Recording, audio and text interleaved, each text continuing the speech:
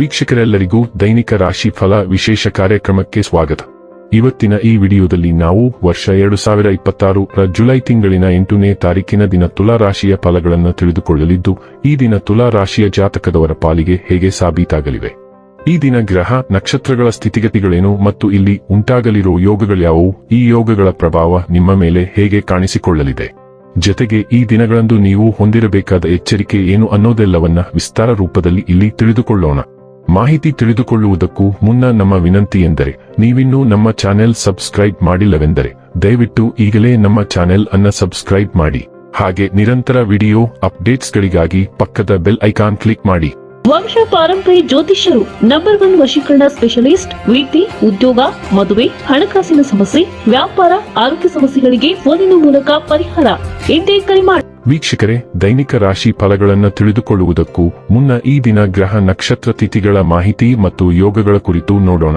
ಈ ದಿನವು ಬುಧವಾರದ ದಿನವಾಗಿರಲಿದ್ದು, ಜ್ಯೇಷ್ಠ ಮಾಸದ ಕೃಷ್ಣ ಪಕ್ಷದ ಅಷ್ಟಮಿಯ ತಿಥಿ ಇರಲಿದೆ. ಅಷ್ಟಮಿ ತಿಥಿಯು ಈ ದಿನ ಮಧ್ಯಾಹ್ನದ 12:21 ಇರಲಿದ್ದು, ನಂತರದಲ್ಲಿ ನವಮಿ ತಿಥಿ ಪ್ರಾರಂಭವಾಗಲಿದೆ.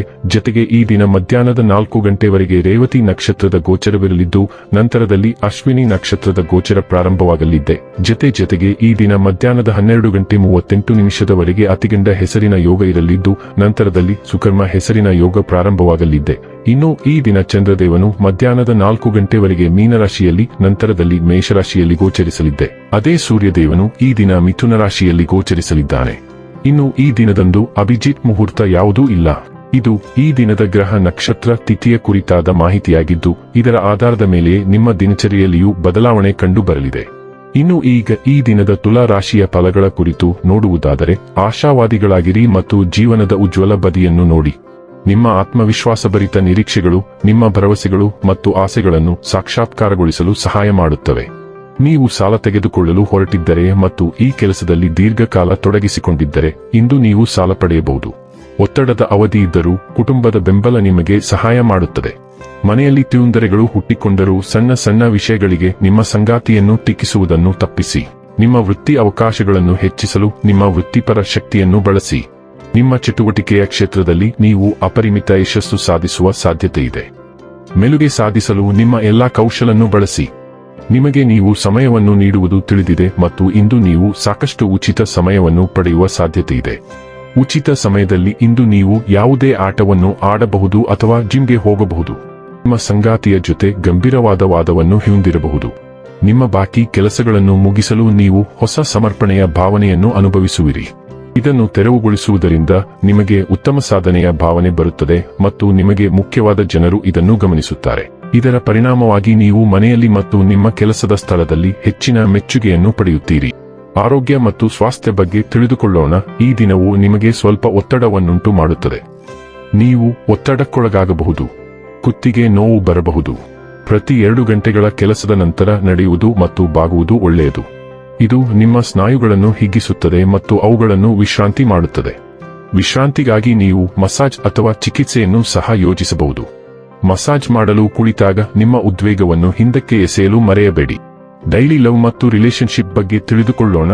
ನಿಮ್ಮ ಉದಾರ ಸ್ವಭಾವ ಮತ್ತು ಮೋಡಿ ಸ್ವಾಭಾವಿಕವಾಗಿಯೇ ಇತರರನ್ನು ನಿಮ್ಮ ಕಡೆಗೆ ಆಕರ್ಷಿಸುತ್ತದೆ. ನಿಷ್ಠೆಯು ಕಾಂತೀಯವಾಗುತ್ತದೆ. ಹೊಸ ಪ್ರಣಯ ಸಂಬಂಧಗಳಿಗೆ ಬಾಗಿಲು ತೆರೆಯುತ್ತದೆ. ನಿಮ್ಮ ಸಂಬಂಧಗಳಲ್ಲಿ ಸಾಮರಸ್ಯ ಮತ್ತು ಸತ್ಯದ ಬಯಕೆಯಿಂದ ನೀವು ಮಾರ್ಗದರ್ಶಿಸಲ್ಪಡುತ್ತೀರಿ. ಆದರೂ ಭಾವನೆಗಳು ಕೆಲವೊಮ್ಮೆ ಉತ್ಪ್ರೇಕ್ಷಿತವೆಂದು ಭಾವಿಸಬಹುದು. ಆದ್ದರಿಂದ ಅತಿಯಾಗಿ ಪ್ರತಿಕ್ರಿಯಿಸದಂತೆ ಎಚ್ಚರವಹಿಸಿ. ನಿಮ್ಮ ಸುತ್ತಲಿನ ಬೆಂಬಲ ಸಲಹೆಯನ್ನು ನಂಬಿರಿ ಮತ್ತು ಅರ್ಥಪೂರ್ಣ ಅನುಭವಗಳು ಮತ್ತು ಹೃತ್ಪೂರ್ವಕ ಮಾರ್ಗದರ್ಶನಕ್ಕೆ ಮುಕ್ತರಾಗಿರಿ. ವೃತ್ತಿ ಮತ್ತು ಹಣ ಬಗ್ಗೆ ತಿಳಿದುಕೊಳ್ಳೋಣ. ಕೆಲಸದ ನಿಮಿತ್ತ ಪ್ರಯಾಣ ಮಾಡಬೇಕಾದ ಅಗತ್ಯ ಬಲವಾಗಿ ವ್ಯಕ್ತವಾಗಿದೆ. ವಿದೇಶಕ್ಕೆ ಹೋಗುವ ಸಾಧ್ಯತೆ ಹೆಚ್ಚಿದೆ.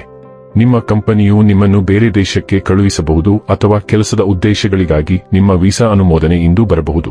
ಆದಾಗ್ಯೂ ನೀವು ಈಗಾಗಲೇ ನಿಮ್ಮ ವೃತ್ತಿ ಜೀವನಕ್ಕಾಗಿ ವಿದೇಶದಲ್ಲಿದ್ದರೆ ಮುಂದಿನ ದಿನಗಳಲ್ಲಿ ನಿಮ್ಮ ಊರಿಗೆ ಮರಳುವ ಸಾಧ್ಯತೆ ಕಡಿಮೆ. ಇನ್ನು ಕೊನೆಯದಾಗಿ ಈ ದಿನ ಮಾಡಿಕೊಳ್ಳಬೇಕಾದ ಉಪಾಯಗಳ ಕುರಿತು ನೋಡುವುದಾದರೆ, ಉತ್ತಮ ಪ್ರೀತಿಯ ಜೀವನಕ್ಕಾಗಿ ಗೆಳತಿ ಅಥವಾ ಗೆಳೆಯನಿಗೆ ಚಿಪ್ಪುಗಳು, ಮುತ್ತುಗಳು ಅಥವಾ ಶಂಖದಿಂದ ಮಾಡಿದ ಉಡುಗೊರೆ ವಸ್ತುಗಳನ್ನು ಪ್ರಸ್ತುತಪಡಿಸಿ. ವೀಕ್ಷಕರೇ, ಇದಾಗಿತ್ತು ತುಲಾ ರಾಶಿಯ ಜಾತಕದವರ ದೈನಿಕ ರಾಶಿ ಫಲದ ಮಾಹಿತಿ ಇಷ್ಟವಾದರೆ ವಿಡಿಯೋವನ್ನು ಲೈಕ್ ಮತ್ತು ಶೇರ್ ಮಾಡಿ. ಹಾಗೆ ಚಾನೆಲ್ ಸಬ್ಸ್ಕ್ರೈಬ್ ಮಾಡುವುದರ ಜೊತೆಗೆ ನಿರಂತರ ವಿಡಿಯೋ ಅಪ್ಡೇಟ್ಸ್ಗಳಿಗಾಗಿ ಪಕ್ಕದ ಬೆಲ್ ಐಕಾನ್ ಕ್ಲಿಕ್ ಮಾಡಿ.